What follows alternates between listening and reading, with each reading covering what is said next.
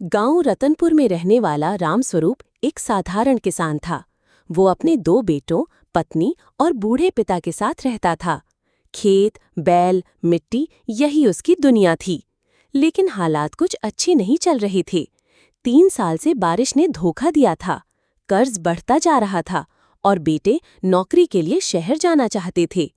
एक दिन गांव में चर्चा उठी कि खाड़ी देशों में खेती के काम के लिए मजदूर बुलाए जा रहे हैं।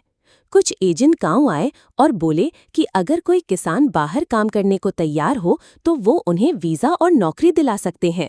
रामस्वरूप का मन डोलने लगा। रामस्वरूप के घर में बैठक हुई। सबका मन डोल रहा था।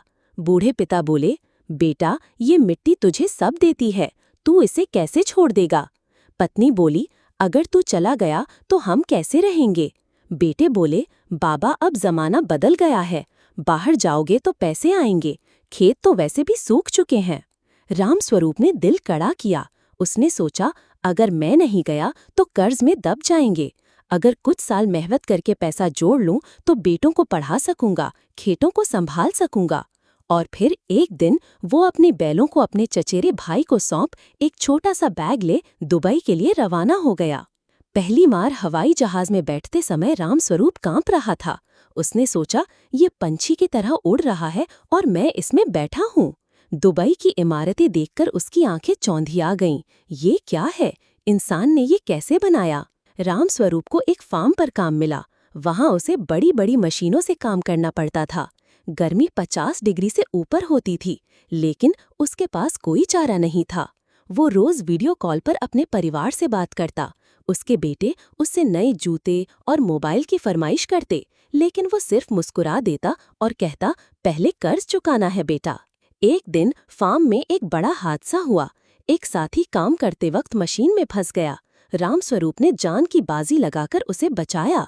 मालिक ने उसे शाबाशी दी और उसकी तनख्वाह बढ़ा दी। धीरे धीरे रामस्वरूप ने वहां खेती के नए तरीके सीखे। Drip irrigation, green house, smart खेती। वो सोचता, काश हमारी गांव में भी ये सब होता। हर महीने वो पैसे भेजता रहा और 2 साल में उसने कर्ज चुका दिया। लेकिन भीतर कहीं खालीपन था। वो महसूस करता था कि पैसा तो आ गया, लेकिन उसकी आत्मा गांव की मिट्टी में ही बसी है। 3 साल बाद रामस्वरूप गांव लौट आया।